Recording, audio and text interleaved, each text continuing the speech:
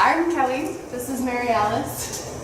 We're going to be going back and forth, kind of DJing our presentation, which has some pictures. I will warn you at the outset that the pictures sometimes came from participants in this interview, and sometimes they were pictures that we found that are kind of related to the topic, but they're not always a perfect fit. So it's mostly just so you have something nice to look at besides us, since one of us did flamenco dancing.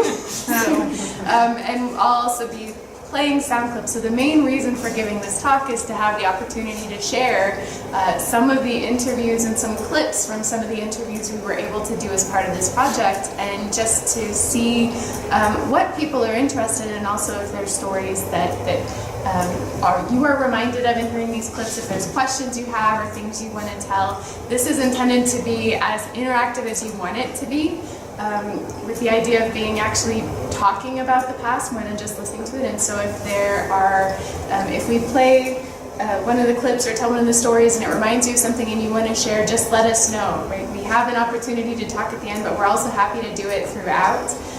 So feel free to stop and interrupt us at any time. So let's get this moving. We did think about, or I thought about, because I'm me, I thought about calling it the Remembering Rural Ranches Projects, just so that people introducing us would sit there and stumble. There's only so many R's you can fit into a title. So this is our project that we put together. It's the New Mexico Rural Heritage Oral History Project. It is funded in part by the New Mexico Humanities Council. They make us say that. We are very grateful for their support. It's also funded in part by the Loomis Fund, which is at New Mexico State University, that is for research that benefits or serves in some way the rural population of New Mexico. And so these two sources of funding have enabled us to travel around the states to do interviews with people that are particularly about their experiences growing up in rural New Mexico. And the focus of the interviews was really to get into all kinds of aspects of daily life, from the house that people lived in, the amenities they had or didn't have, the foods they ate, the way their community was organized and what their community had. So a lot of it was really ranching practices, where the water came from. A lot of it is this everyday kind of history, and that's what really appealed to us in doing this project. I'm a historical archaeologist. I'm the one who trots around in the remnants of people's ranches and tries to understand what they did based on what's left behind. And Mary Alice, my colleague, is a medical anthropologist, so she spends a lot of time trying to understand how people understand their health, right? How they talk about it, how they, what they consider to be problems or not problems. And so we ended up having a lot of conversations just about our own research that brought us to do this project, because we're both interested in history. We're both kind of rural ourselves in terms of where we came from. And we're both really interested in a lot of the aspects of daily life that tend to not make it into the history books. So, you know, from my perspective, not a lot of people talk about where they went to the bathroom in their history books. Like, shockingly. So they talk about it in these interviews. Yet archaeologically, one of the key things we find are old privies with all the stuff in them. So archaeology is very glamorous. So we were able to travel around the state. We conducted 27 interviews. In this talk, we're focusing on the interviews that related to this area. So we have clips from Bronson Springstead and Hoffman, who's joined us today, Larry Gordon and Monty Shriver, all of whom lived in this area. So Anne is actually talking about Farmington, so we're highlighting her especially, but also Monty was from Aztec. Larry was talking about predominantly Page and Coolidge, and Bronson was, his father had founded the Springstead trading post, which was in the Checkerboard Reservation area about 16 miles northeast of Gallup. And so these are all clips and histories that we hope will be interesting to you, because they relate to this area and may kind of bring up memories of things that you also recall from these areas, or for those of you who didn't come from, who moved down from Minnesota, maybe relate to other things you remember as well. Some housekeeping information. One of the important parts of this project was, our primary goal was we wanted to do these interviews while we could, to have these histories to be able to then work with it that later. And so the audio files from these interviews are going to be available at the Farm and Ranch Heritage Museum, which is a state museum in Las Cruces, New Mexico. But also we're working with them to eventually have transcripts of the interviews prepared and to have those be something that they post. So they have an oral history library. You can search the abstracts of interviews that they've archived already from the internet. But we also wanted to make the transcripts available, particularly because so many of these areas that these interviews cover are really far from where these interviews are going to be. So to listen to the recordings, you'll end up either contacting us or going down to Las Cruces. But if you had students, for example, you knew that were wanting to work with the transcripts, they could do it. Is there any way to hook up the audio file to internetness so that we don't have to drive down there to hear it? That is something we can look into. Right now, one of the things we would have to check, so in terms of having it curated, we have release forms to the Farm and Ranch Heritage Museum so that they curate those collections. But we do have them as digital files. So they may be able to do it, but since they actually have the release, they would have to be the one to figure out how they would be comfortable doing it. But it's possible. It should be possible, yeah, because the files they're somewhat large, but they're not, by modern standards, they're not that large. The one other thing, our default, the Humanities Council, is not remotely responsible for any of our views or findings or discussion of board bodies. To be clear, they have nothing to do with the outhouse discussion. And this is just a not comprehensive map. We had a number of people who were talking about. The cover slide actually features Billy Poindexter as a baby, and he's one of them who actually, his family were migrant farmers, and so he lived all over the state. But we just gave him one dot. But this is showing the places that are featured in these interviews where people grew up. And so we tried to get as much coverage of the state as we could in the time that we had to do the project. The ones that are darker, those are ones that actually were mentioned several times. So Gallup is a big place. And so to kind of organize these interviews and the clips that we have from these interviews, we're actually talking about them in terms of some overarching themes. So what we've done is take the interviews from this area, some of the most common themes that occurred. A lot of our clips have to do with just that everyday life, daily life, what it was like in the house, what it was like in terms of getting water. We also have some that are talking about health and healing practices. We have some more, particularly in this area, there were a number of really interesting parts that came up in interviews having to do with relationships between neighbors and communities, and some that had to do with trade and commerce. We actually had several people with experiences of trading posts, growing up in trading posts, or even just what it was like to go grocery shopping, and Aztec was one of them. And then if we have some time at the end, we also have some clips that actually are about some of the bigger events in history, but from a local perspective, how it actually impacted daily life here.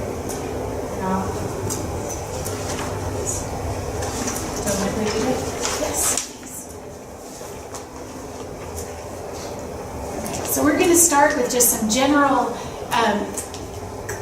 playing some clips and a little bit of discussion about some general topics of daily life. And as we knew before we started the project, and you all are well aware, daily life was quite different in the 30s, 40s, and 50s in rural New Mexico than rural life today. And you'll hear in a couple of the clips some of our responses that demonstrate our lack of knowledge of what it was like before we did these interviews. So we already knew generally that that many people didn't have electricity, running water, motorized vehicles, and other things that are now common. But we were interested in hearing people's stories about really living in that world.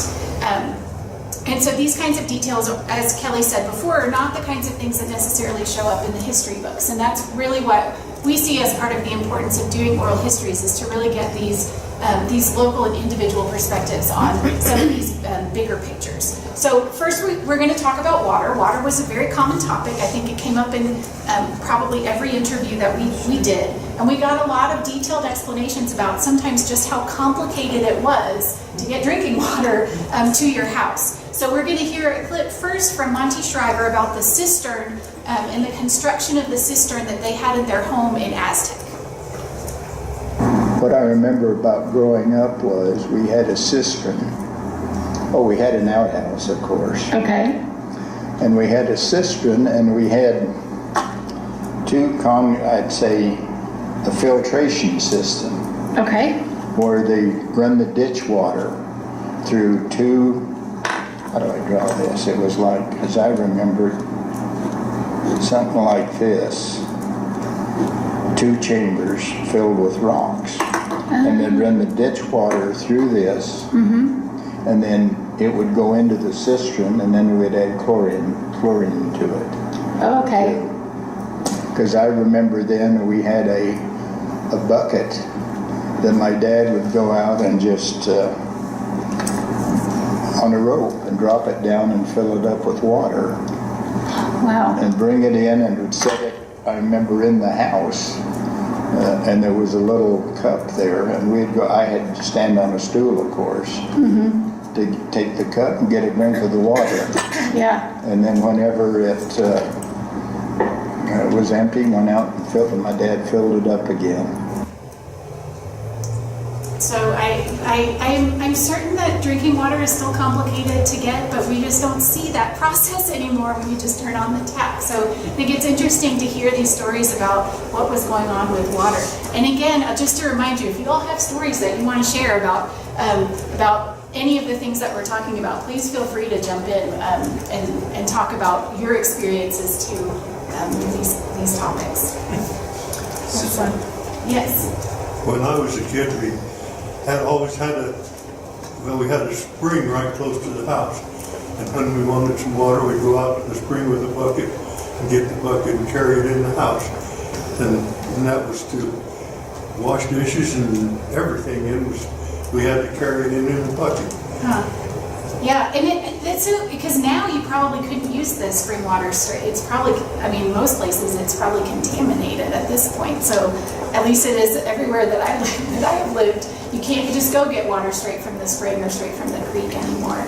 So my friend who raised her kids out from Counselor on a ranch way out, when they first set up there, they lived in a dugout. And the cattle spot was a little bit uphill from them. She said, well, first we had to strain the wigglies out of the water and go from there. I never forgot the wigglies in the water thing. Yeah. But they're healthy, so. Yeah, it worked. Did you know about wigglies in the water? I didn't. No one explained it as wigglies in the water, but I like that description of them. Yeah, but I think people had different filtration systems, and so he talked about the rocks that they had in the tanks in this cistern, and I'm sure that there were other filtration systems. I'm trying to remember if we heard about other types. Some of the interviews I heard, they basically just said they waited until the dirt fell down. So it was less complicated. Let it settle, yeah. Yeah. Well, you might know that they're saying that now one of the reasons why so many of us are sick and have allergies is that we were too clean. Our kids were not exposed to those kind of germs and got resistance to them. Yeah. This being too clean is also a problem. Yeah. There was Problem in my house.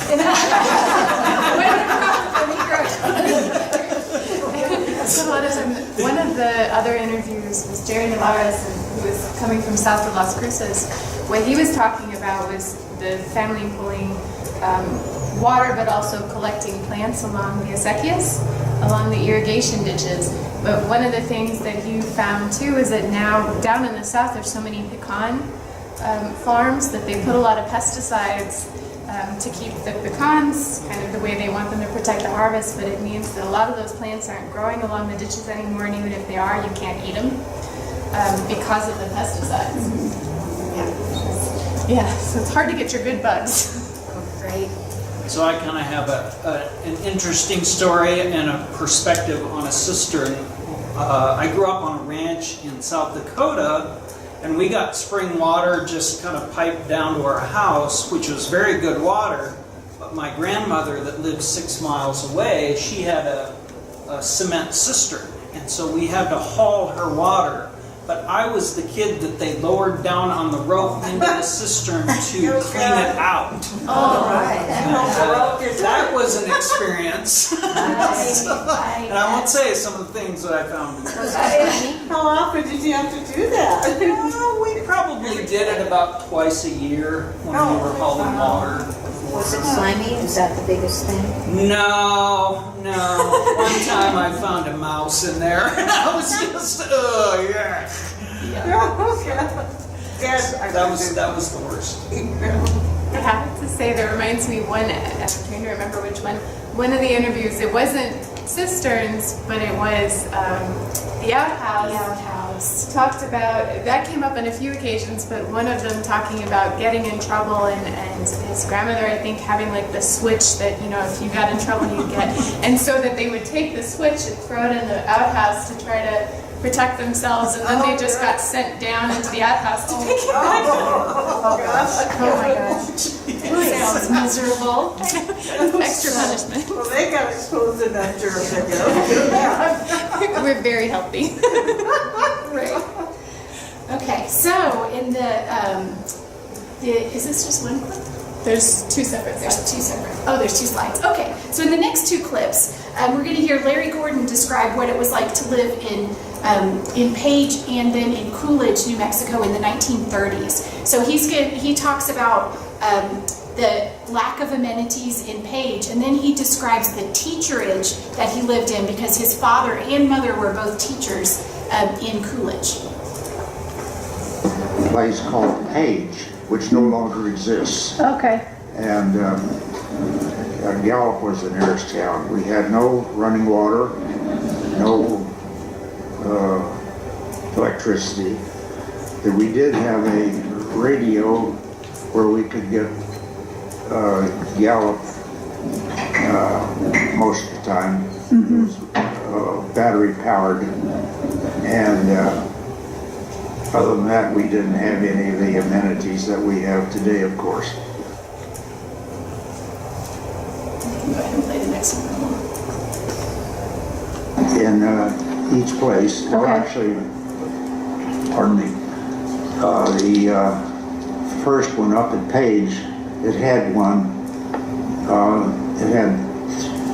bedroom and a living room where the pot-bellied stove was, and the kind of a lean-to kitchen. And the other one didn't have a teacherage, so I remember my father moved an old Army surplus building from some nearby fort. I should remember the name. And anyway, he rented or borrowed some Percheron horses, huge ones, you know, to pull the trailer with the building on it. And I remember the horses' hoofs were so big they could just walk right over a cattle guard. Oh, wow. And when he got it down there, somewhere on the way, I remember a rat came out of the partition, and he shot it with his pistola. And anyway, they improved on that building, and that became the teacherage. It had a kitchen and one larger room where everyone else slept, except my father was away at UNM again. Yeah, so this is Larry Gordon on the right. Gave us some pictures from when he was growing up. So the teacherage, is that the building the teacher lived in? Yes. Yeah, and Ann, you probably have stories about teacherages too.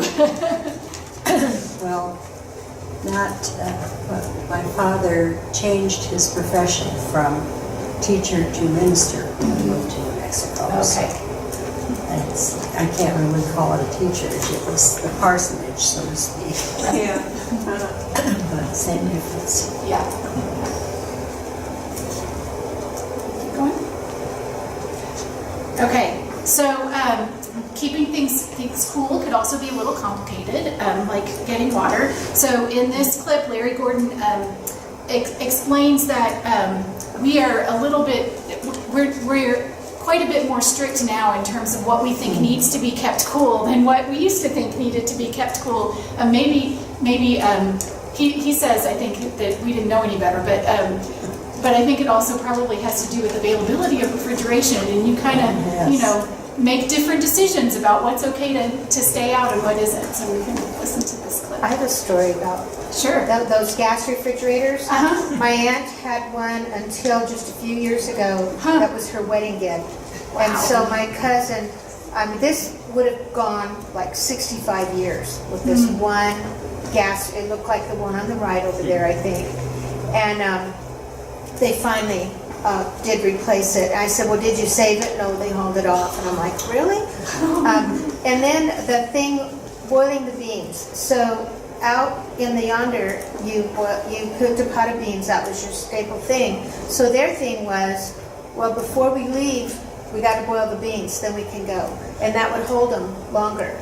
So if they just boiled them every day, they could make the pot last for however long, and it was still okay.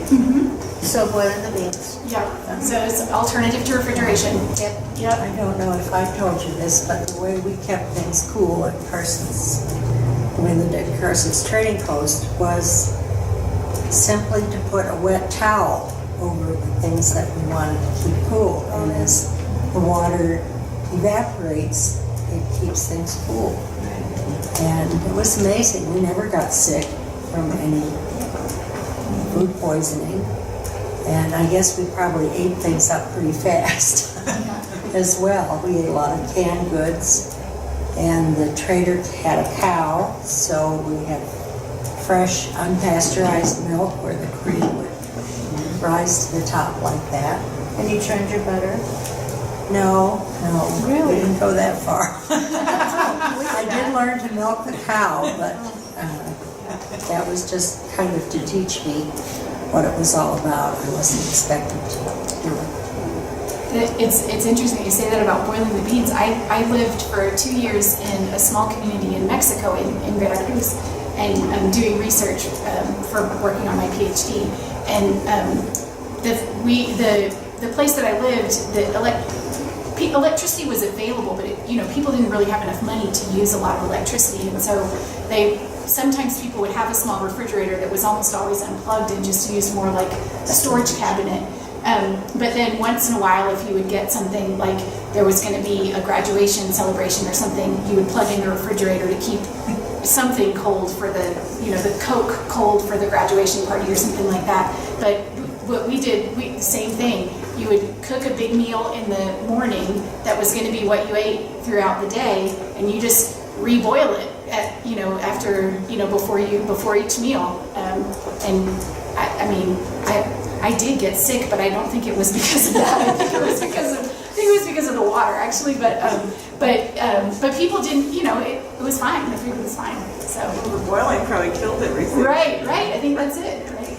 And we didn't get electricity until I was 10 years old, and so we didn't have a deep fridge or refrigerator, but we built a very small house over the well, and the cool water in the well would help keep that little house cool, and we'd have to put our butter and milk and things in there that we wanted to keep cool.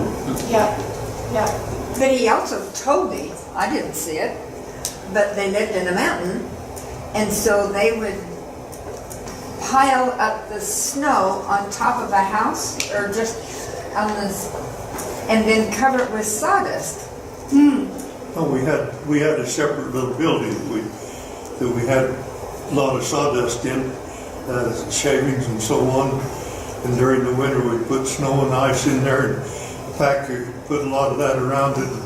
Then during the summer, we could dig down in there and get some ice out and freeze some ice cream. Nice. Yeah. The really important things. Yeah. Yes. We had.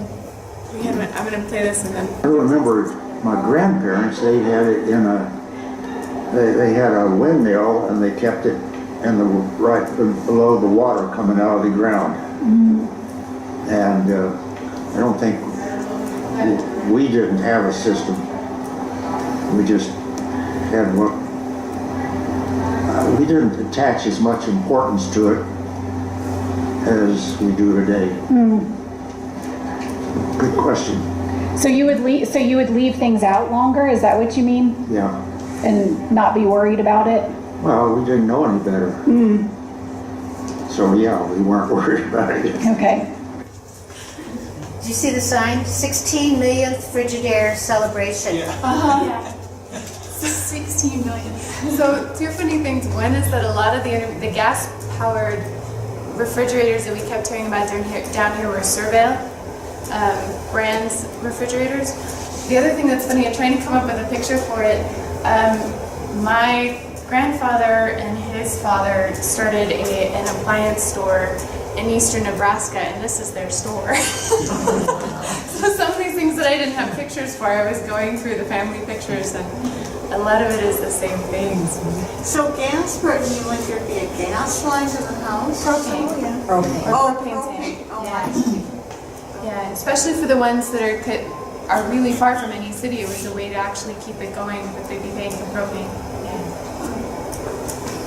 Yeah, we had a Kohler plant too, because when the electricity went out, you'd crank up the Kohler plant, make your electricity. The what? A Kohler plant. I don't know what that is. KOHLER.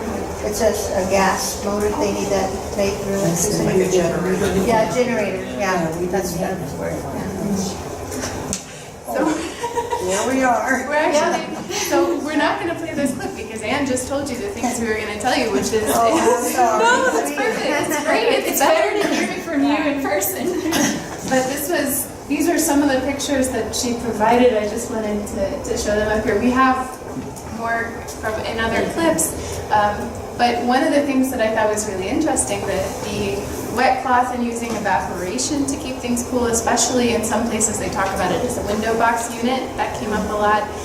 But another thing that I thought was really important, like she said, is canned food, especially really up in the Northwest, especially kind of further away from town, that was oftentimes a lot of what the food sources were. So that came up a lot with some of the canned foods. And in fact, the archaeologist and me, we had a student recently who completed a project that was inventorying sites that were, including historic sites from the 40s and 20s to 40s on the Navajo Res, and a lot of it was cans. And so you yes. find And that's what the Navajos would buy to supplement their diet. Canned tomatoes, canned peaches were especially popular. But I should explain that the two pictures at the top and the dog and the hollyhocks, those are pictures from Carson's Trading Post, which is 10 miles south of Bluefield, off the highway by the ways. The church was called St. Luke's in the Desert, and my father was the minister there.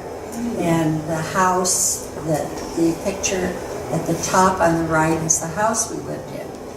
And it had a very interesting history. It started out, have I included this? Did I tell you this? not in the clips. It started out as one room that was built by a Pony Express company not for their driver, but for the horse, because the horse was more valuable than the driver. So the room that was a kitchen when we lived there had actually started out as housing for the horse. Then another competing company came through, and they built a room next door, but without a connection for their horse. So the first two rooms came into being that way. And then much later, other rooms were added on. So it was a very interesting house. And the kitchen one wall of the kitchen was actually rock. It was built up against the rock, so the rock was part of the kitchen wall. And we were lucky because there was a spring in the arroyo, which the previous missionary had to go down and bring buckets of water quite a ways from that. But in honor of our moving in, they piped a cold water pipe into the house, but there was no sink for it. So the first thing my father had to do was build a sink. Fortunately, he was a very clever man. And he ran the drain water out to the tree, which doesn't have leaves on it there, but we had one tree outside that got watered by the water from the sink. And the large room with one window on the extreme right was a community room where the Navajos could come and gather. We had several sewing machines, and everyone would come and make their beautiful velvet skirts and velvet tops, and I'd watch them tuck their blouses and make the skirts, and had my great-grandfather's upright grand piano in it, which we brought with us. I don't know how my parents got it out there. Children love to play on the piano, so now the house is completely gone. Apparently, sometime after we left, there was a dispute between the traders who actually owned the house and missionaries that came after us, and the house is What about those other houses? What were they subsequent? okay. The stained glass window and the white house with my father and me and my mother and me, that's actually here in Farmington, up on the bluff, which was a mission hospital at that time. And it still exists. We visited it last summer, but it's apparently no longer operating as a mission. It's certainly not a hospital, but the building is still there. And the first 2 years we lived at Carson's, I couldn't go to school because it was too far. So a house was built, this white house was built for us so that my mother and I could live there. My father had to travel around to different places, but so I could go to school, and I went to Farmington High School and graduated from there in 1952. So that house still exists, but it was like a miracle to have a real house and my own bedroom. That wasn't built for the horse. Fabulous. No, I didn't have to share. Your other house, you were next to the horse, right? I know, I had to sleep on a couch in the living room in that house. Oh, yes, this sounds like Carson's, yep. Yep. So we also, we didn't just learn about water and electricity. We also learned about some other things that happen in rural New Mexico, like shearing sheep, which I grew up in a rural area of Arkansas. So some of the stories that people told about milking cows and taking care of chickens, I was pretty familiar with, but we didn't have any sheep in Arkansas. So this is really interesting to hear about the process of shearing sheep. So this was the shearing of the sheep, which was quite a project. Did you participate in that at all? Oh, we watched. The shears are huge. You have to have very strong hands. We didn't actually do it, but we would go and watch it. And it's amazing. Those men could shear the whole sheep and lay out. Just as if there was still skin attached, you could lay the wool out. They were real good. So that was really interesting for me to hear. I thought, that shearing sheep you'd just get a bunch of piles of wool, but it was amazing. Yeah. And there was a sheep dip there, because that's another part of what has to happen. But I can't remember if it was in coordination with the shearing or if it happened at a separate time. But the sheep would all be persuaded to go through this narrow passageway and then down into chemically treated water to remove insects and fleas. Oh, before they were shaved? Well, I can't remember the timing for sure, but I know that having the sheep dipped was another big deal, and it all happened at the same place. Okay, so we We also learned some methods of dealing with pests that I think about, we get concerned about the overuse of pesticides now, and I think maybe it would be a good idea for us to take a lesson from how we used to deal with pests. Maybe it would be helpful for us to try to deal with them in different ways today. So we'll hear Bronson Springstead talk a little bit about how his family dealt with pests. Pests and stuff like that, you couldn't have mice, so we had cats, which was a good thing, but he also had 2 big bull snakes that he kept back there. And That'll work. and that we kept mice free, I'll tell you that. Those bull snakes kept them cleaned out pretty good.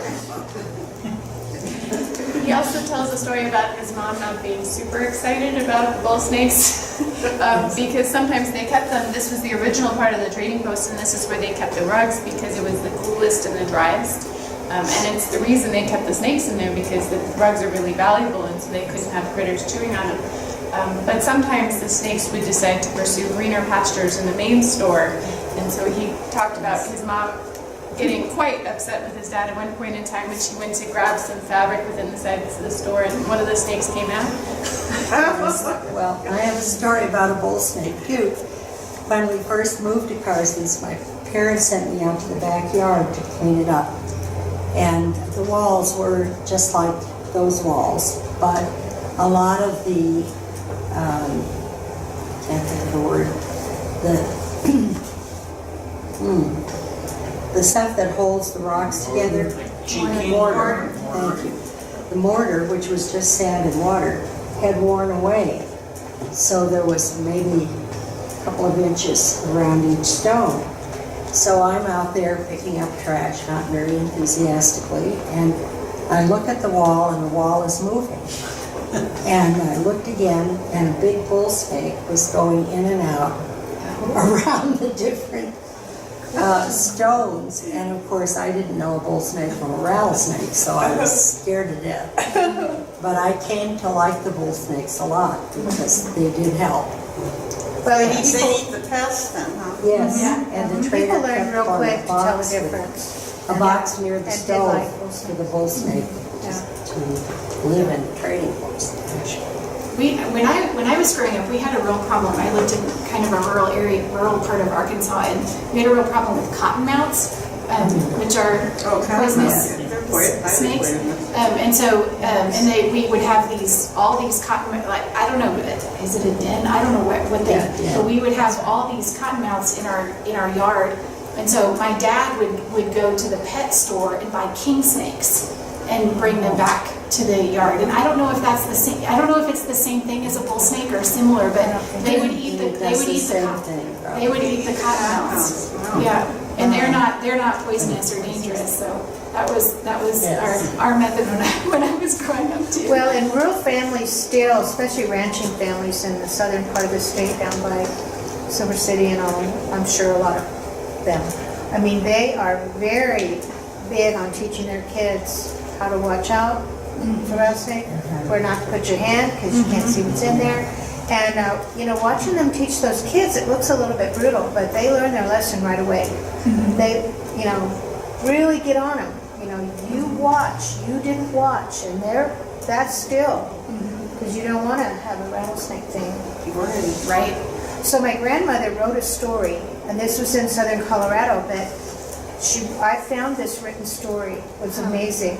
They were kids. The brother got bit by a rattler on his hand, and somebody ran up the hill to the old soddy house, which still stands, and they got the kid up there. The mother grabbed the whiskey. The father ran to the attic to get a pigeon and started, putting the whiskey in, split the bird, put that on there, and then put him in the wagon for the 17-mile wagon drive to the doctor.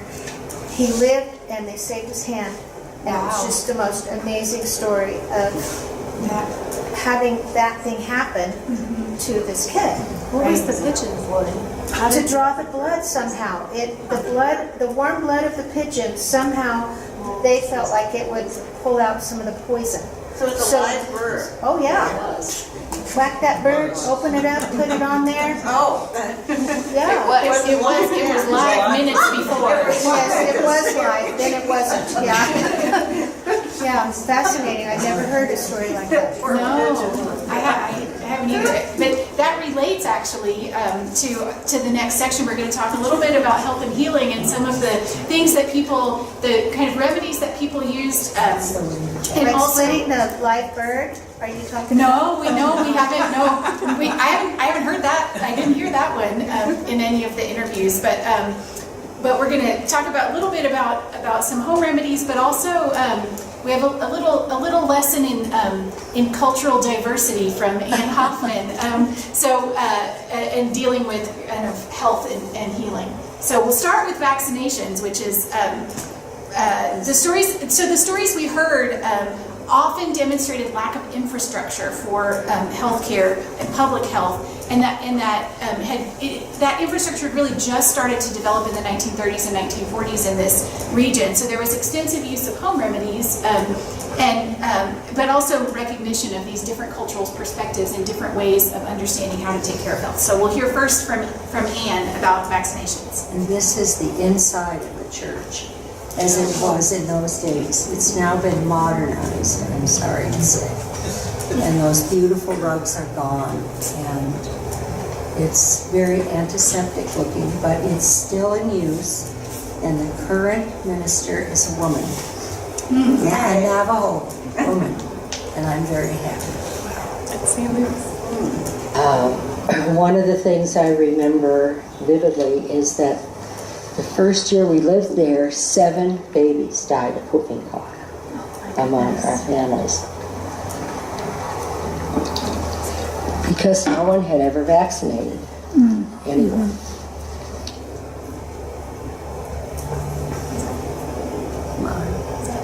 Were there vaccines? No, that wasn't the whole story. You could tell the rest of the story. Because we may have a technical something's not working.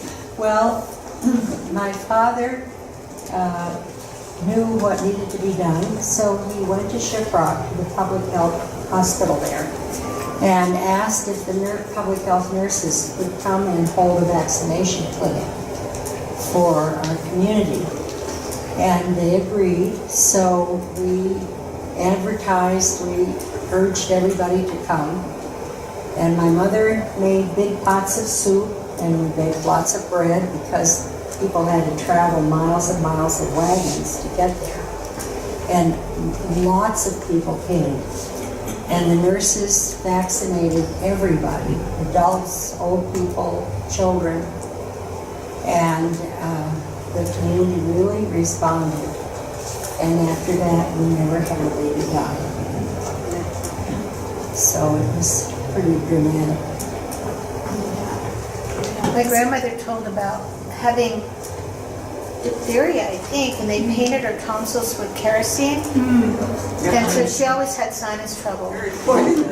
Anyway, that was a drastic home remedy, yeah? Did you hear about that? We didn't hear about kerosene. Not in that form. We have some of the ones are in this next clip that were common, especially purchase remedies. We have a very short clip talking about turpentine. But I did hear about kerosene, especially for... Well, it could have been turpentine. I don't know, one of those words. This was used on the other end. Yeah. So if you live, you'll get diphtheria. Kerosene came up a lot in terms of cutting, especially in the East and especially cowboys.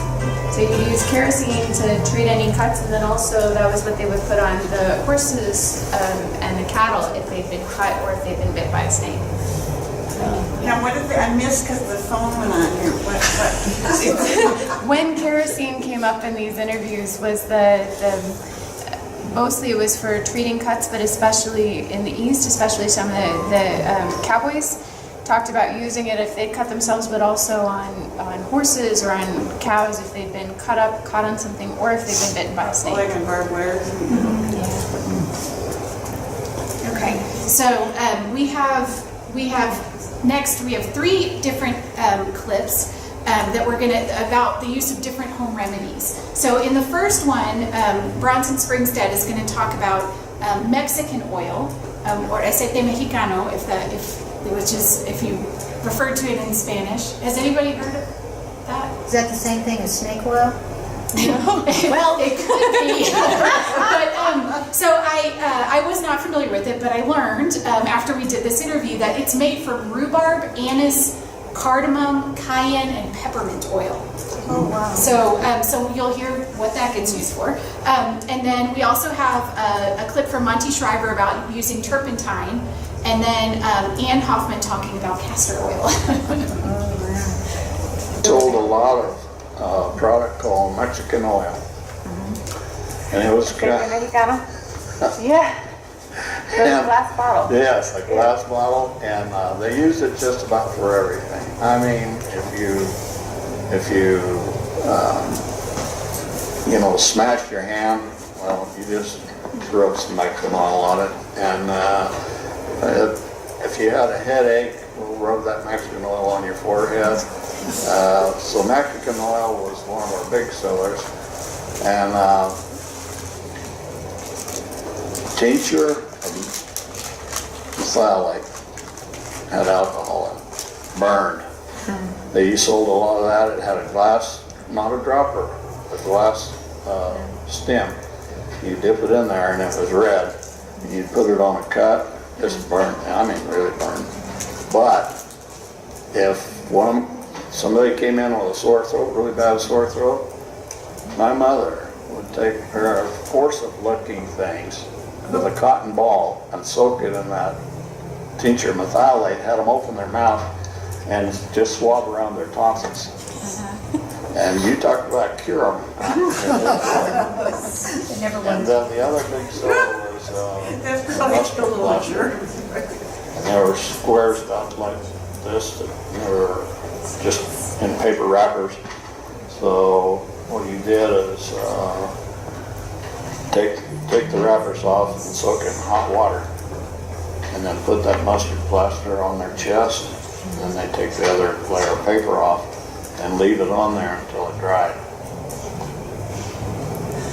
So in case, I know that was a little quiet, so he talked about Mexican oil pretty much being used for whatever ails you, right? For pretty much anything, headaches, a smashed hand, and then he talked about tincture of methylate, which I'm not quite sure exactly what it is. He says mercury-based. Oh, okay. That's still used today. Yeah, okay. That's an antiseptic. Okay. Yeah. So it was red. Yes, it's red. It's like neon red. Oh, okay, yeah. And so what he was talking about is that if somebody had a sore throat, his mom would take a cotton swab and soak it in that stuff, and then swab their throat with it. I've never heard of it being used in town. Growing up, at that point it was in little swab things, probably this long, and you just break it open and it would run to a kind of like a cotton tip, and they would rub it on whatever. And it burned like none other, so we were talking about putting on their tonsils. I thought, I can imagine internally. But I mean, it fixed. Yeah. Well, he worked to place of iodine. Someone never did that. But then there was one other great thing. My dad worked for El Paso Natural Gas Company. We lived at a camp out in Blanco, which was a wonderful place for camp housing. Oh, those were the years. And we could turn the rest of the time over to me and I'll take it. Sounds great. But I heard someone say mercury, and it made me think, we would go out in the alley of these modern homes, but there was mercury out in the alley, and would pick it up and would play with it and stuff. And thought nothing of it. It was just really fun to watch and play with it. And I'm alive to tell about it.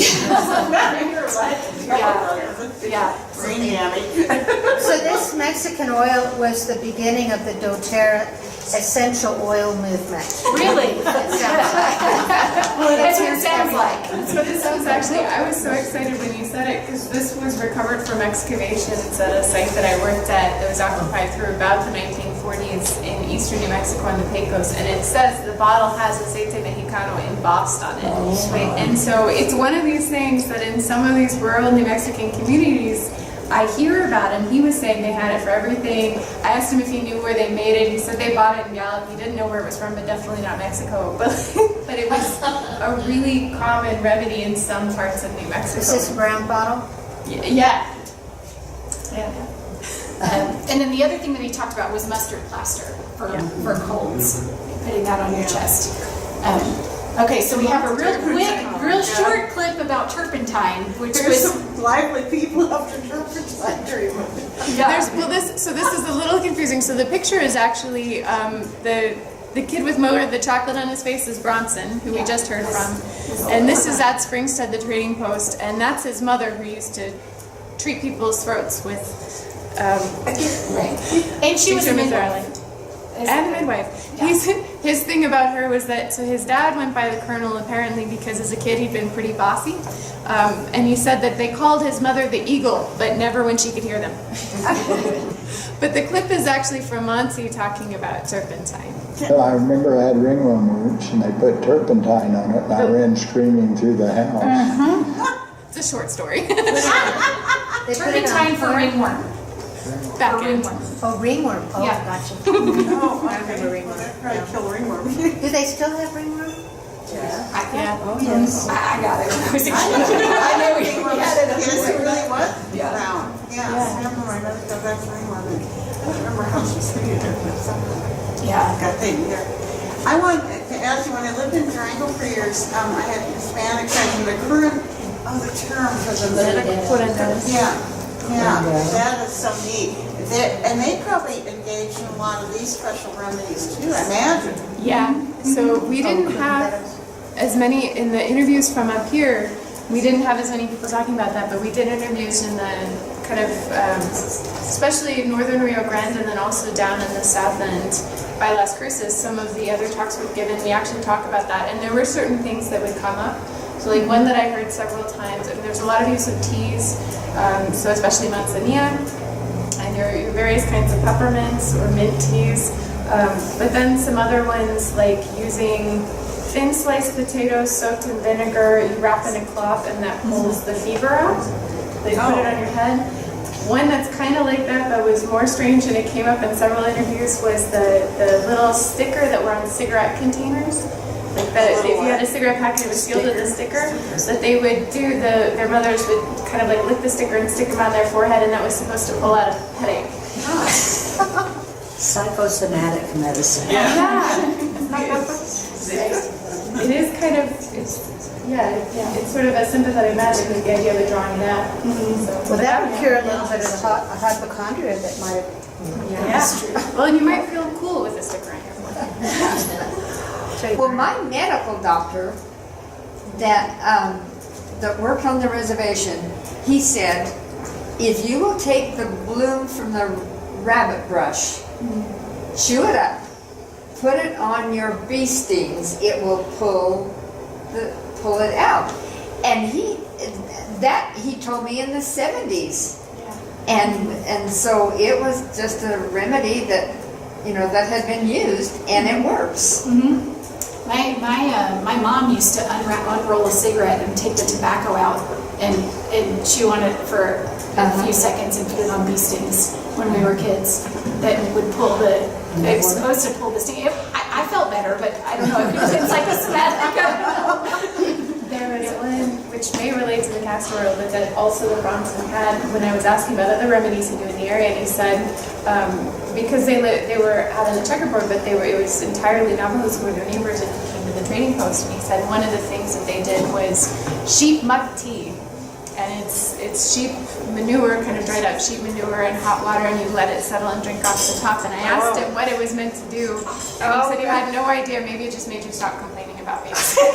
Maybe it just made you stop complaining about being sick. It really helped me. Well, I can see it. I don't know if that's a well house or an outhouse. It's an outhouse. I've never seen the picture of the outhouse, but that's pretty. That is. Connected. It's a pairing. Well, will not eat ginger snaps or anything with ginger in it because ginger tea was what was used to settle your stomach. And it Which was is supposedly his does, that's something that's used. and today. he just doesn't like ginger. Yeah, because it associates it with having an just like upset medicine. stomach. Yeah. So we'll go ahead and play this last clip about home remedies, which is about the uses of castor oil, or one of the uses of castor oil, maybe the main one.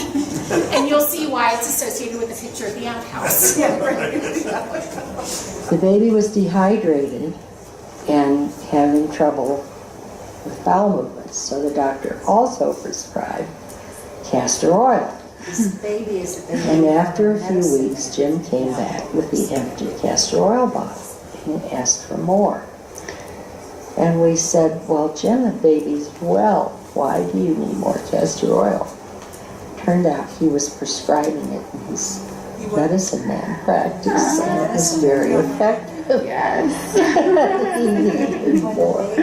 This was the baby of a medicine man who became a very good friend of ours. His name was Jim Pierce. And the baby was about 7 months old, became very, very sick. They had a sting for it, and the baby got worse. So very early in the morning, they came to us with the baby and begged us to take him to the doctor in Farmington. So of course we did it right away. And the doctor said the baby had erysipelas, which is I think it's a streptococcal infection of the tissue. And his little leg was about this big, 7-month-old baby. Very high fever, dehydration.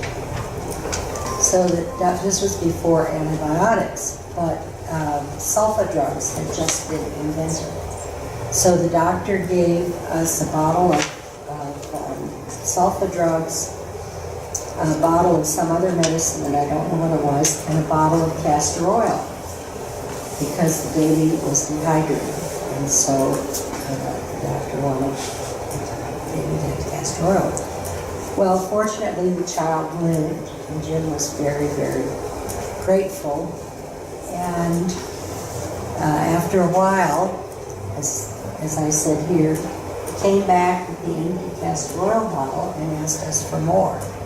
And we said, well, why do you need it? And it turned out he was prescribing it in his medicine man practice. And it was all gone. So they combine those three things you're talking about to treat the No. baby? Oh, yes, to treat the baby. Yeah. Right. And the family couldn't tell time. And the sulfa drug and the other medicine had to be given every 4 hours, but on the opposite time. So Daddy drew a sundial with the colors. Oh, sweet. The medicines were 2 different colors of what was to be given when. Wow. And it worked. Well, I have one more thing about medicine, because I told my mom, I think it would be cool if I could have lived when you were a little girl. And she said, no, honey, you could die of a broken leg. I'm like, oh my gosh, you know. Yes. And an infection. Yeah, you know, you're out way far out and whatever. Yeah. Right, we did in some of the other interviews, people living in rural areas would often talk about, and it's similar to the story you told, 17 miles to the doctor maybe doesn't seem like it's all that far today, but that was a long way if you don't have a car, right? Yeah. So people could live quite far from any kind of medical care, so yeah, you could break your leg and die. Yeah, it's still the case in some places in the world, so yes. Yeah. Hey, even today, you have snake bite. You're an hour from the city that might have a hospital that has the antivenom. That's true. Yeah. Yeah. So it's a serious thing even today. Absolutely. Yeah. Whiskey and a dead pigeon. Keep that in mind. So, Again, lessons to learn. I'm sure you raised pigeons. Yeah. Just cage you in your car and whiskey in the glove compartment. That's right. Big critter. Don't let them. I'm trying to imagine. I do field school sometimes, and so we're oftentimes a pretty far distance and long drive, and rattlesnakes are something that we also introduce every winter at the beginning. But I'm trying to imagine convincing the university that I need to have a pigeon and some whiskey. It's totally medicinal. I can share that story with you. See if I can persuade them of it. Well, black widow bites are another issue because you die of those. I saw a special on venom, venom in animals, and I think it said, it's been a while back, but I think on the black widow, you can only do the anti-venom once. Yeah. Huh. So if you get bitten again, too bad, because you can only use that. Do it once. So and we may skip around a little with these at the end, mostly because I want to make sure this is your dad. Wow. Make sure we don't keep people too long. That's my We have all fault. the clips and the ideas to get them out. So the next thing that we wanted to talk about just a little bit were a lot of the stories talking about neighbors, and partially for that reason, you're out in fairly rural environments, and oftentimes you depend upon people to help you if you get. One of the stories that I'll just summarize was actually came from Bronson again. His dad had previously managed the trading post at Chaco Canyon, and he talked about his wife coming to visit during the winter, and the snow got so bad, and she had to go back to Albuquerque because she was going to school at UNM. And he talked about how his dad was able to round up enough people around the trading post to ride their horses back and forth on the road so that she could drive the roadster and it's like an all-day process. But an example of some of the ways that you really do depend a whole lot on The neighbors on your community to help you out. And so this is Anne's dad, as she said, and he was having to work, and like she said, they built a house in Farmington so that she could go to school. My family had very little money. So I was the recipient of some very kind acts by mysterious people in town who this lovely lady here is Mary Jane Masters, who was my art teacher, my American history teacher, eventually my mystery mother for a year. The women of the Eastern Star would each take one rainbow girl and become her mystery mother, and Mary Jane was mine. And eventually I actually lived first with Mary Jane, and then when she had to have the bed back because her brother was coming from Alaska to visit, she moved me across the street to my geometry teacher, who was the only woman I ever knew who knew anything about math or who could teach me anything about math. And I stayed with her because my mother was hospitalized for a long period of time, and my father had to do his work, and I would have been homeless. But in Farmington at that time, people saw what was needed and stepped up and did it without any fanfare, and it was wonderful. And the number of miles didn't really relate to what a neighbor was. Didn't matter. That's They right. didn't have It's to be the- right next door. The relationship. So I summarized the Chaco Canyon driving. Anytime there's a snow driving story, I'm in. I grew up in Texas and then lived in Durango for a number of years, and I'm the first person to freak out in a snowstorm. But one of the other things that came up with regards to neighbors, a lot of the people we're interviewing were talking about what they remember as children, and a lot of their experiences outside of school when they're children have to do with playing with other kids. And so we had a couple stories. Bronson talked about this from Springstead, from the Trading Post, and Monty talked about it from Massac, where they're just remembering the kinds of games that they play. Bronson's clip is a bit long, but I'm playing it It's her anyway. favorite clip, It's so really she's gonna play it. second favorite. There's one with horses at the end. Yeah. We played, well, with my Indian friends, we played cowboys and Indians, but I always got to be the Indian. And you know, so we made our own guns, carved them out of pieces of wood and stuff, and my dad was kind of into it, and so, you know, he carved pistols, and, you know, they were pretty clumsy looking things, but we played a lot of that.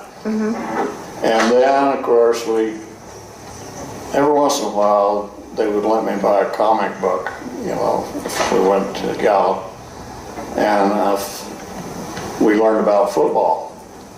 And I don't know, I bought this book, and it was all about football, and so we got to looking at this thing, and so we were trying to figure out something we could use for a football, you know. And so these Indian kids came up with all kinds of things. I said, well, next time we butcher, we could get a sheep's bladder maybe and fix it some way where it would be long, you know, like that and everything. And so my mom said, no, she just bought a football when she so we used to play football, and we had a great big wide arroyo about a quarter mile from the house. And we'd play in that sand, and we did not know the rules. All we knew is that you had the same number of guys on the same team, and we saw how they hiked the ball, and then whoever got the ball just ran, and you just smashed the hell out of them.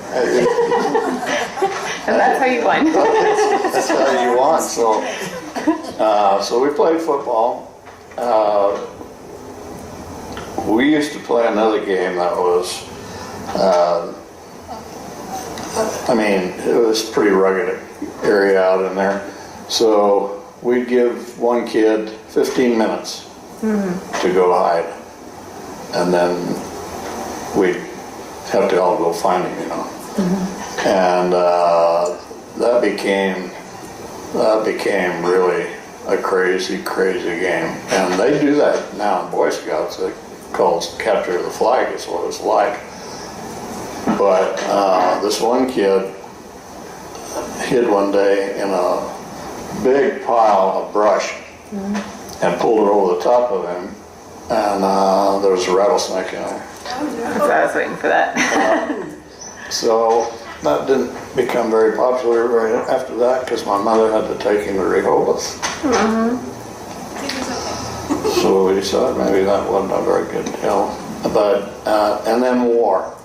Because the war was going, somebody had to be the Nazis and somebody had to be the Americans, and so, or the Japanese, so, you know, we'd pick sides and have these big wars, and it was just what was going on in the world. I thought the description of playing, because he was still a kid, the war was going on, so he talks about ration cards and other things, but also the way that it even informed just the games kids played. I also love him talking about playing football, that he just had seen a picture in a comic and they didn't actually have any idea how the game was played, other than, like he says, running into each other and hitting each other really hard. Yeah. It kind of is. Well, that's what they do. There is anybody here from Aztec? I used to live there. Well, it's not as long, but this is Monty remembering playing as a kid in Aztec, and a lot of... We played Capture the Flag, and it was on each hill we'd build a big bonfire, and the flag would be there on a stick, and the arroyo in the center was the dividing line. And the idea was to slip up because you had a guard, and everyone else was crawling around in the dark trying to... We went that way and they came this way. Right. And they were trying to, quote, capture the flag. And the idea was you'd slip up, grab the flag, and you had to get it across the arroyo. Okay. And the first one to get the other flag was the winner. Why is there a gun there? So this is where it's because we didn't have pictures from everybody, and so we didn't always have images that were relevant, but I also want to be able to, if people want to see the videos, I wanted to make sure it was images that we weren't just pulling from the internet mostly, but ones that we had. So this has nothing to do with what he's describing, but that's a water pistol, which I conveniently know Because it says water pistol. Because of what? It actually says water pistol on it. Oh, water pistol. Oh, I thought it said Winchester. Yeah, It no, looks it's pretty W real. word. It looks pretty good, and it would have dated to the early 40s, and it was another thing that we found in an archaeological site, because one of my students really enjoyed it because this is sort of the Billy the Kid country, and so he's like, look, it's the kid's gun, Yeah, right.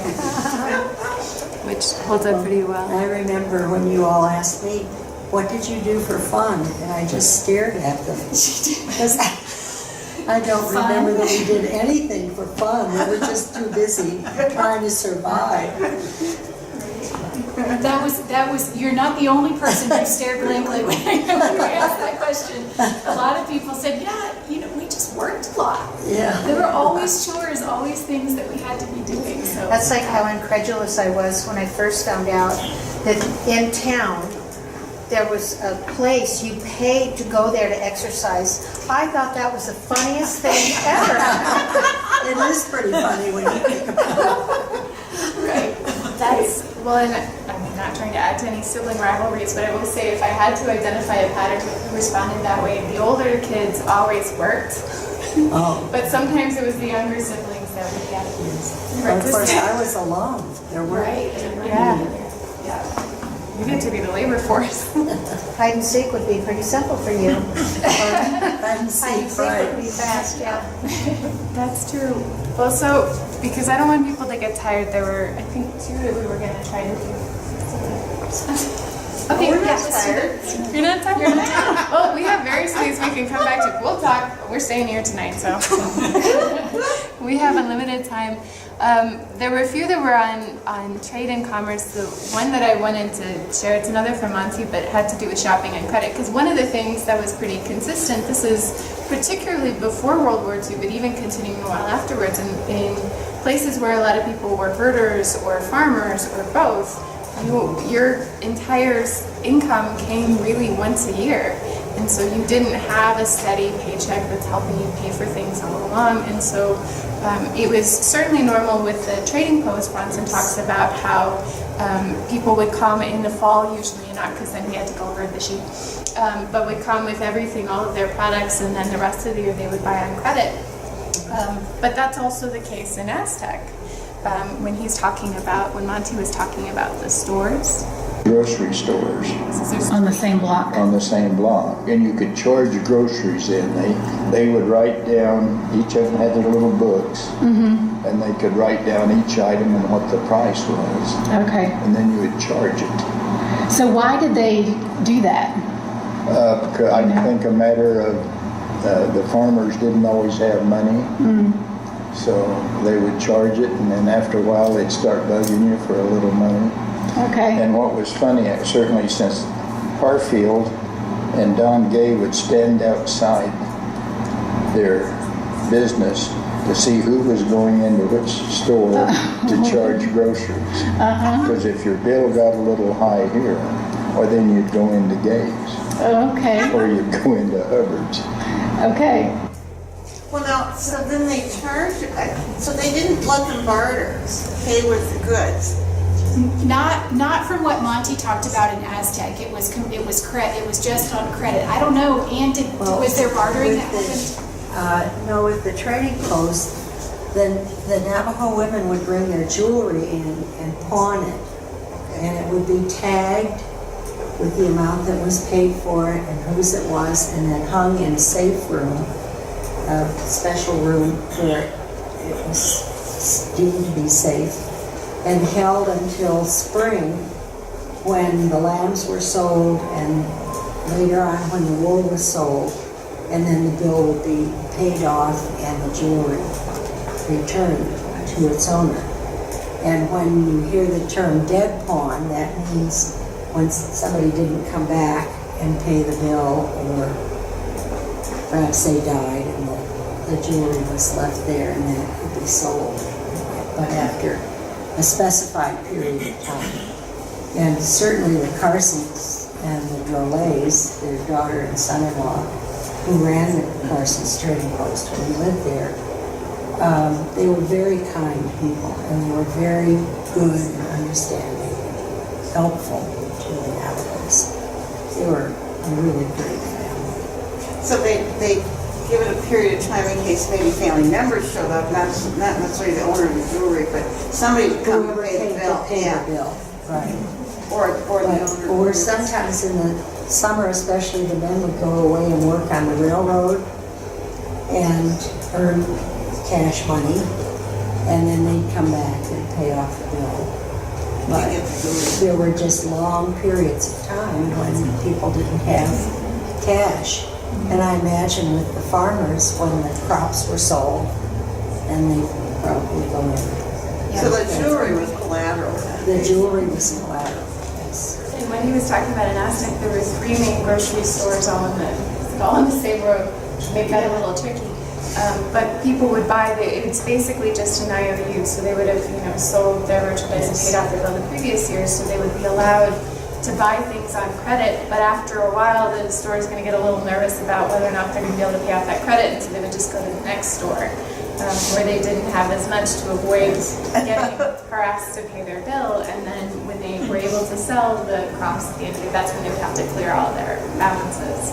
And I actually, when I was growing up, so we had a farm in Tiller, Arkansas, which is in the southern part of Arkansas, and there are no grocery stores there, but there's this little kind of butcher shop and kind of convenience store that had a few fruits and vegetables, but mostly meat and canned goods. It was called Murphy's Cash Store, and they still sold on credit to the farmers in that area. So that would have been, the 70s and 80s. They were still doing that. So, yeah.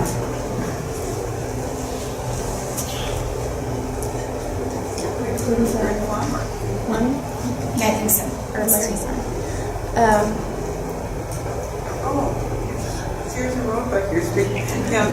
I'm still using pots and pans. I got raising sticks. Well, I did tell you that when people talked to us about catalogs, they talked about all the things you could order from catalogs. I mean, you could order houses from catalogs, right? And chickens and all kinds of things. It was the Amazon of what somebody said. It was the Amazon of our day. But then the other thing that we also always heard about the catalogs was that they got recycled in the outhouse. So that's where we heard that consistently from. Have you ever seen one? Yes, we had it when I was growing up. We had the Sears catalog. It's a huge catalog, so you got to do something with all that paper. And there's a whole show about that, when the gentleman that invented toilet paper, that was way back in the, Blackouts? And Dad would cut them in half so they last longer. Yeah. We used to use the Sears catalog for my little sister so that she could sit on at the table so she could see her plate. Yeah, I remember that. I just donated a miniature I did of Carson's Trading Post to this museum as of yesterday. And it has an outhouse, and in the outhouse is a miniature Sears catalog. It's great. Well, and one of the things that came up in that too, so and we have all the clips and a lot of the recordings. One of the things that came up was that people would talk about getting this year's catalog, being allowed to flip through them as Christmas was approaching. Because that's when you would actually get to, as kids, that's when you could look at it and sort of beg for a pony. Well, not a pony in that case, beg for a bike. But they did sell houses. I lived in one, actually, in Michigan. It was a prefabricated little cottage, and my mother and I lived in that for some time. And there's Montgomery Ward's catalog too. There's both. Yes, that was later. Monkey Wards. And people also talked about going to Montgomery Ward's actually in this area. There were some Montgomery Ward stories. Yes, I was thinking of another catalog. I think Sears is older though, isn't it? Didn't Sears come in first? Yeah, it's a bit older. And some of them focused on that a lot. We had with the commerce, I moved past the bluebird flower, but that was a description of some of the common materials that, particularly the Trading Post, he talks about 50-pound bags of bluebird flour from Cortez and morel lard and KC baking powder has always been sort of like staples. You can see all of those in the trading post in there. Yeah. The last thing we wanted to go over, there's a couple things that are clips that related to those bigger events in history, but where people talked about them. I won't play this one because the sound quality is not that great. This image actually came from one of my grandmother's scrapbooks. She did a lot of scrapbooking, and she was making this for my grandfather, Robert, that was in World War II, and he was a part of the Air Force. But Monty actually talked about in Aztec, and we heard the same story from a person living in La Mesa, south of Las Cruces, about people practicing blackouts where they would actually turn out all the lights because of rumors coming from California, the possibility of a coastal attack, and actually that coming all the way to New Mexico, where people, probably that was less of a risk for New Mexico, but the idea was that that could happen, and so they would do a blackout at night, turn off all the lights. Blackouts are bad when you have 60 or 80 cows to milk. Yes. Yes. I would imagine. But it's not hard when you don't have electricity to start with. Right, that's when you don't know what you're missing. You're already in blackout. And I was going to, I'll move past this too. There's one that we went into play that comes from Larry Gordon again, but a few people brought up rations during World War II as well. This is actually also, this actually comes from my mother's ration book from the early 40s, but the importance of having to, everybody, including kids in the family, getting assigned ration cards, and this is for things like coffee and sugar And meat. and meat And gas. Yeah. And in fact, if you were a farmer, you could get a different portion of gas, but that they added colorants to the gasoline so that they would know that it wasn't going to inappropriate uses. And so a lot of people remembered, who were too young to have actually gone to the war or to be really involved in the memory of that, but remembered what it was like growing up, with particularly the ration coupons being really important. This has nothing really, the thing reminded me of growing up. Remember grain stamps? What were those? Oh, yes, that's S&H grain when you stamps. bought something at the grocery store, you got a certain number of green stamps, depending I on just how much vaguely you remember spent. this. Oh, I still use pans I got with green stamps. And some of my favorite pans. And you put them in a book, and when Oh, you yeah, I had remember enough, that. and when you had the book full, you would go and trade it in for whatever was. Oh, okay. You guys know about that, right? Nobody talked to us about green stamps. Yeah, no. That's not that long ago. Yeah, well, I mean, Albertsons still does it, right? does It's kind of like Yes. S&H. It's kind of a similar thing. Yeah, It is the same. It was S&H green It's stamps. exactly the same. Yeah, That reminded me of that. That's why I figured that came out. Yeah, no, they were very much, they look like this. So this is semi-deceptive. So Larry did end up, was it Korea? Served in Korea, but in this clip he's actually talking about his wife. About what? His wife.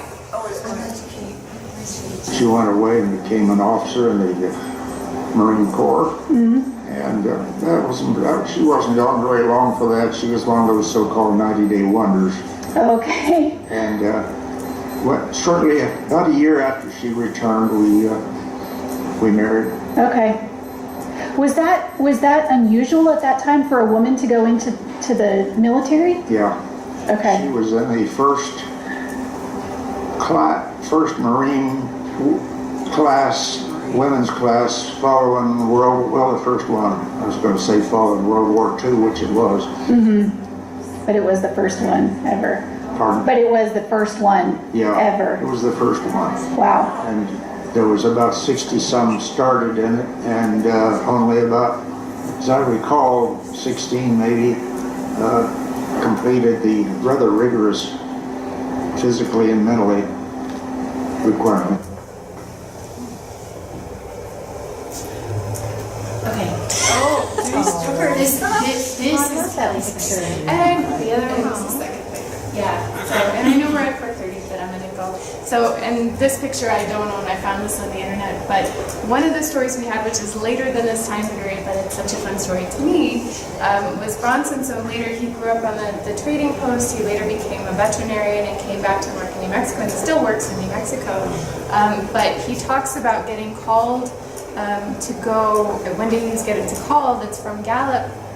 And Jimmy Stewart had been filming a movie in Santa Fe, and his horse, Pie, his favorite horse, who's pictured here, was pretty old at this time, but they were carrying him out, and they had stopped for the night and gallop, and the horse became colicky. And so he got a call saying, this horse is colicking, we need help, and he said, well, I'm not going to be able to get there in time. He was in Albuquerque. So they actually chartered a plane to fly him out. This is around 1969, 1970, to treat this horse. And he talks about what he tries to do and ultimately does to save Used Pie. everything that I could think of to get this horse intestine stimulated and start working again, and nothing was working. And I had oiled him with a stomach tube. I'd done everything. I said, I don't have anything left. We're done here. The guy says, we're not done. He's still breathing. He said, we got to do something. You got to do something. And so I'm fumbling around through my bags and stuff, and I find an old bottle of amphetamine. They used to sell amphetamine from the veterinary supply companies in a 250 cc vial. Can you believe that? Now this is in 1969 or 1970. And so I looked at this bottle and I thought, oh, there's something I haven't tried. So I draw up 20 cc's of this stuff. And I give it to him in the vein, and he started paddling and doing this death whinny, and I thought, well, that's the end of that. And then all of a sudden he stood up and just started looking around, and he started running around this corral. And he goes to the bathroom about 3 times, running around the corral, he's flying, then goes over and starts drinking water. Wow. The guy looks at me and said, you did it. I'm on. Get me to the bus. Wait and see what Because happens. the plane didn't wait for me. Yeah. So I had to catch a Greyhound bus back to Albuquerque. So I said, make sure when you come through Albuquerque, you stop at my clinic and let me check this horse. Because I want to make sure he's all right before you take him to Santa Fe. Great story. Did he end up okay? He ended up okay. So he actually, I love the combination of cowboy culture and New Mexican film industry and methamphetamine. 'Cause I feel like this is just the circle we're in now. But I would recommend trying castor oil first. Yeah, he did say he went through everything else first, and he You actually said got you a. welled him in the stomach with a tube, so he already He did did try. that thing, yeah. He did try. He tubed him. He did everything, and he did end up getting a letter apparently a year later from Jimmy Stewart, who was thrilled that his horse made it. So, That's a treasure too. it's a pretty good story. Yeah. That's the first real carrot cake I've ever seen. Yeah, isn't that great? That's wonderful. So we've got you guys here for possibly longer than you were expecting. So we thought if anybody's got questions or interested, we did want to say, again, we have these interviews that they'll be down in Las Cruces, but we're also going to try to get them available online, and I will ask them about the sound clips.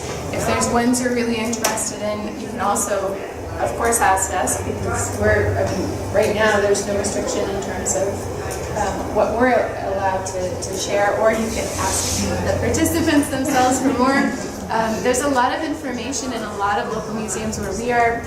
Farmer Ranch Heritage has like a whole kind of set. If you want to do oral histories, they have suggesting questions and process. I know they've done an oral history project here focusing on veterans, and so is that something? Can people come listen to them? Do you have them? We created a DVD that has some of them on it. It's more of a polished production though, but we also have the raw interviews too, so some of both. In the paper, it talked about that there are these different towns, that little towns that we're going to be focused on. And I know you talked about one of the towns early on. I can't remember what you call it. Page, Coolidge. And where were those? The southern part of the state, or where? No, they were at here. Oh, up here, okay. Yeah, they're kind of east and a little south of Gallup. And then Carson area, which, you know, I've traveled those areas many times, then we, so, And then Aztec and Farmington. Those are the ones we focus on here, but we did all those interviews across the state. So when we've been doing the talks, we've done one in Las Cruces, we're going to be giving a talk in Albuquerque, actually the end of this month, the 30th, I think, and then we're talking in Artesia and then also in Taos. And so rather than, because there's so many interviews, what we've ended up doing is taking the interviews that are closest to those places I see what you're and saying. highlighting those. So the ones that we have here are mostly the ones that are stories that are about the Northwest corner. But the interviews come from all over the state. All so, over. yeah, You and just did a lovely job. yeah, very nice. So, how do we find out who you talked to in Deming? Oh, well, we can tell you. We talked to Claude Landecker. Oh, okay. Landecker in Deming. Okay. Yeah, that's the person we talked to. Well, he's the banker. Yeah. He's the person you go to. We didn't talk to the rancher.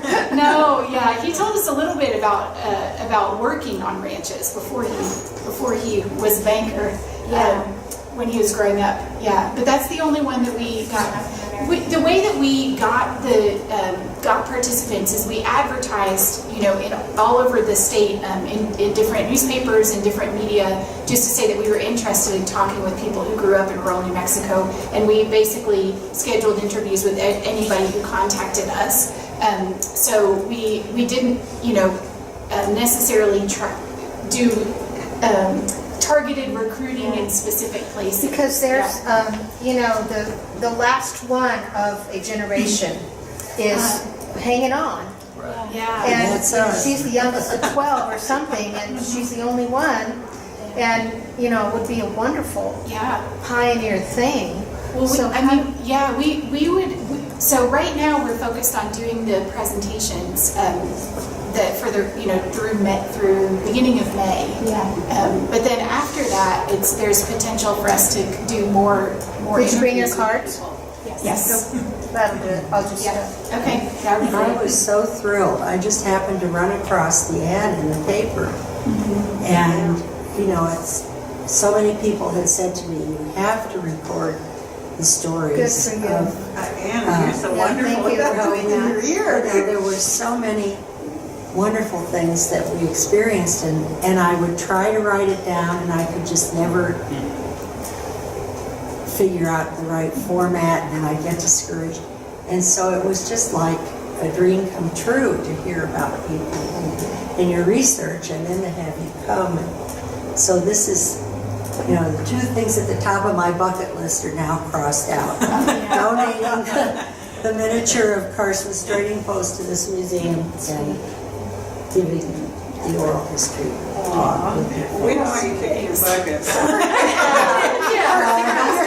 The other thing, just if you want to tell people, the other thing that we do is give a copy of the audio to the person, to the interviewee, and then once we have the transcripts, we'll also give a copy of the transcript to people. So a lot of people wanted to share it with their families. Yes, and it's so- wonderful to be able to listen. Yeah. My wife says, why do you want to go? You lived it. That's why you wanted to go. It's nice to hear and remember. And one of the things too, part of the reason for doing the talks, so the funding from the Humanities Council was partially just about helping with gas money so we could drive out and do these interviews. And the return for them was they wanted there to be some kind of public programming. But our idea with the talks, there's so much content in these interviews we couldn't possibly summarize in the presentations, but it's to let people know that they're there, but also it's really not that difficult to do these interviews. And especially even if you don't, you can just grab a cell phone and record for people who want to remember and interview their family members. Okay, thank you so much. It's a really simple thing to do, and it's a valuable thing to do. I think we had 2 students working with us who, both of whom started interviewing family members. Yeah. Because they were going around and doing these interviews and being like, it's actually, I want to hear these stories, but I also want to have a recording to be able to hear their voices later.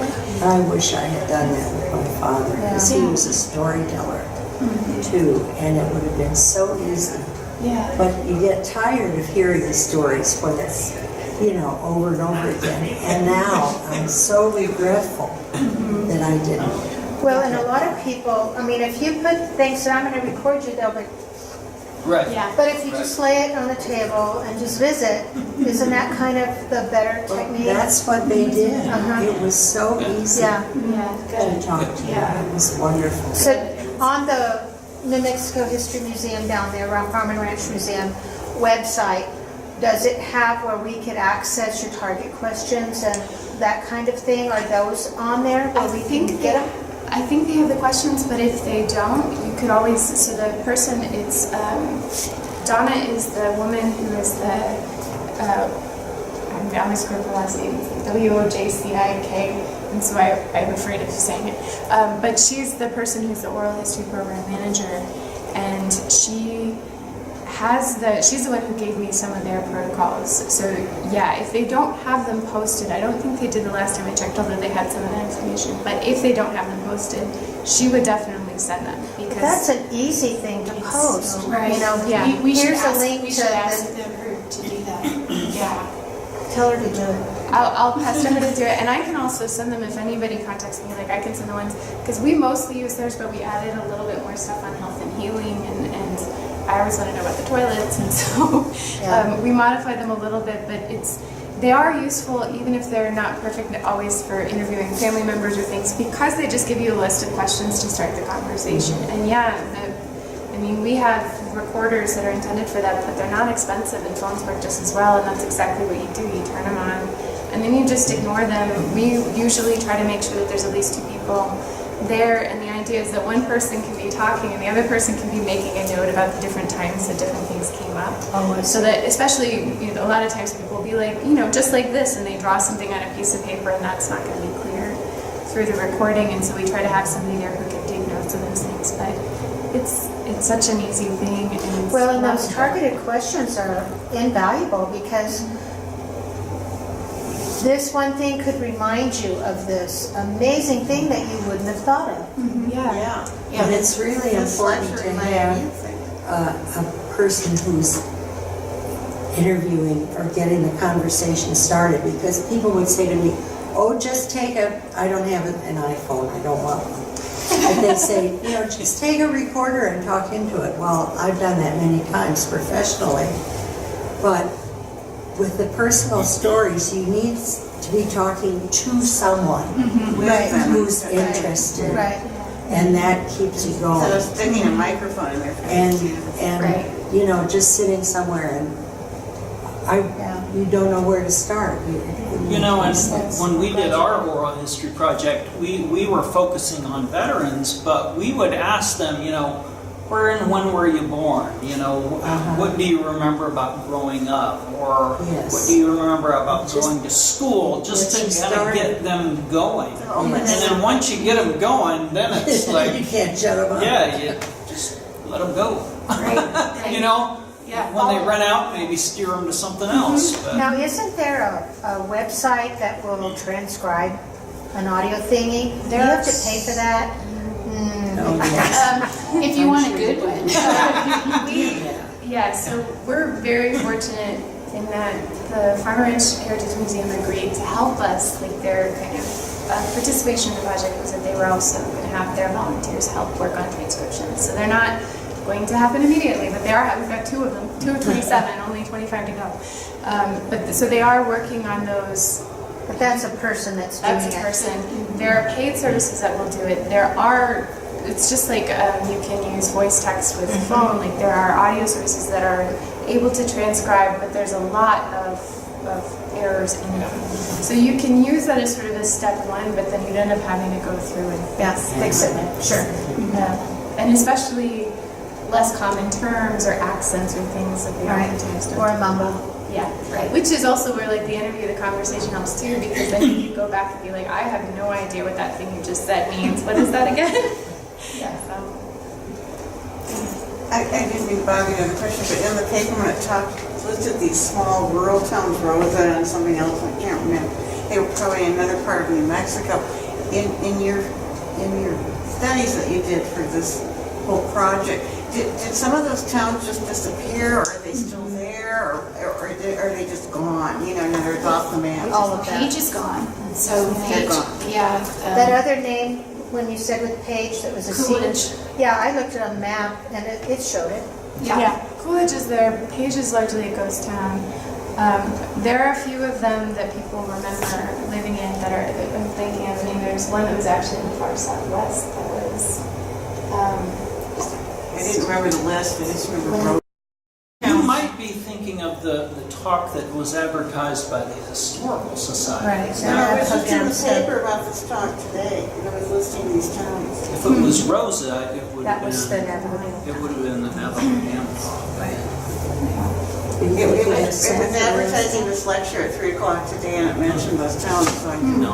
Maybe they got their lists crossed. But yeah, some of those towns are ghost towns that come up in some of the areas. So some of them just disappeared. Right, and some are just tiny now. So House, we had one person who grew up in House, New Mexico, which is in the eastern New Mexico, kind of near Portales, right? In that area. House and Grady. And Grady. And so when he was growing up, House was this, happening place, and now its population is 72. Yeah. It's really small. Well, and with Farmington, it's exactly the opposite. Yeah. When I lived here, it was a tiny little place. Right. And the Aztec was a bigger deal. The Three Rivers Brewery and Restaurant place was the Rickleton Drugstore. And across the street, kitty corner was the bank. And I mean, and when we came back last summer, Probably didn't recognize I didn't recognize anything else but what those two buildings had been. That was the center of town, and it just boggles my mind. Yeah, that one building became a shoe store later, it's not anymore, but the one that's kitty corner from Three Rivers. Well, that was the bank. That was the big deal. Thank you. Thank you so much. Thank you so much. You gotta come back.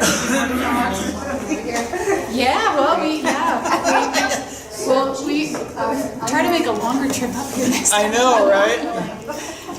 I don't know if there's any way you can insert it, but in the story about the castor oil, it's important for people to know that Jim was a medicine man. Yeah, I think that we need to add, like, I think it's just like 5 seconds before. Yes. That you Because otherwise it doesn't. we will add that in. So Anna, did you hear what you said about the casserole? It's part of the.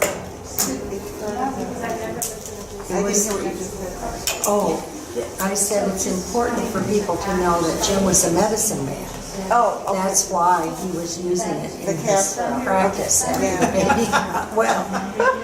I think that story's so neat, about the baby. Well, there are a lot of stories. We have a hard time choosing which stories to Obviously, it wasn't. Oh yes, the baby lived, and that She must have had an infection or something. it was an infection of the tissue. It's called Yeah, erysipelas, that's right. and it's a streptococcal infection. And they wouldn't. I mean, there was a hospital here owned by the Episcopal Church, San Juan Mission Hospital, up on the cliff.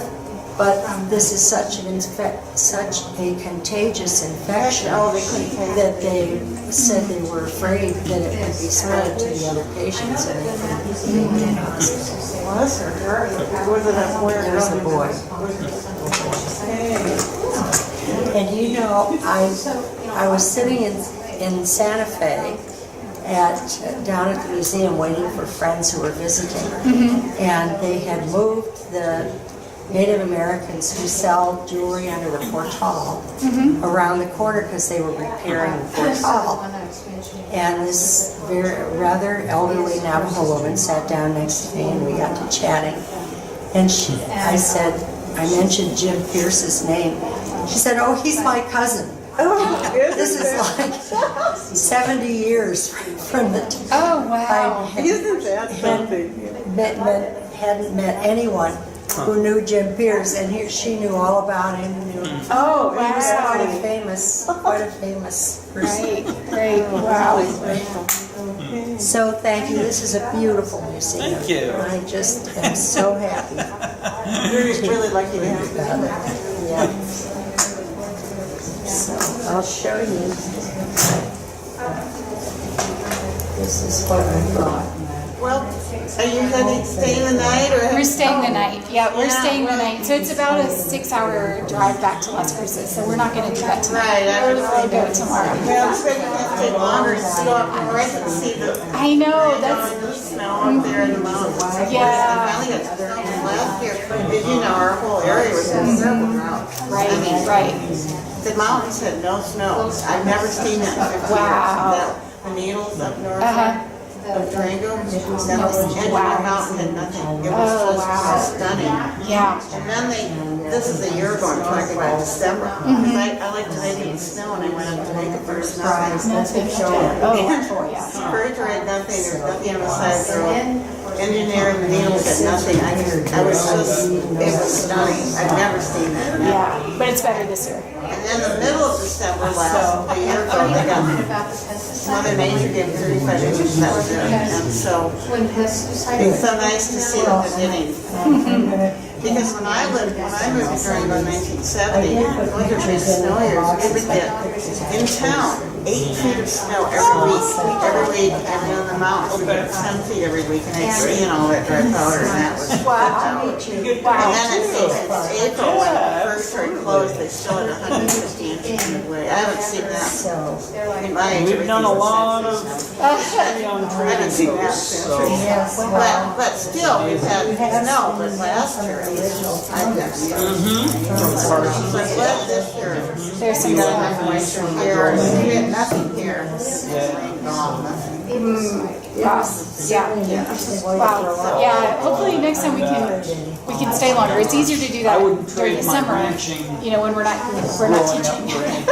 So Of course, then the roads aren't that great. right. Yeah. But the snow's good up in the Yeah. mountains. Right. Yeah. So, hey, take care now. All right. Thank you for coming. Right. And then we just lived. When I first moved here, I bought a house over here on Orchard Street, but one of my neighbors that lived she lived probably 3 or 4 blocks away, but it was Grace Herring that owned the Twielina trading post. And she and I got to be great friends, and I would go up there and we would talk about, the old time days when she was at the post. And It was just a completely different magical time. It Yeah. was magical. In the 90s. So, anyway. I'm 85 now, so it's a long time It ago. was. Well, it was nice to meet you, yes. Nice to meet you. Thank you, Mary Alice. Thank you so much for coming. I'm so glad you could come. That was great. Yes, and it got me busy to really do the final work to get the piece here, so that everything came together. That's fantastic. I was really excited to hear that it was here. So hopefully people will be able to come back and see it. Hopefully, they have, unfortunately, the gal who was in charge of Thank you again. taking care of things left about a week ago. Yeah. So now we're looking for a new they have to collections hire- manager. Oh, okay. So If you know anybody. So it'll be a little while, but that's all right, it's here. yeah, that's great. It's a beautiful piece. I love it. So, all right.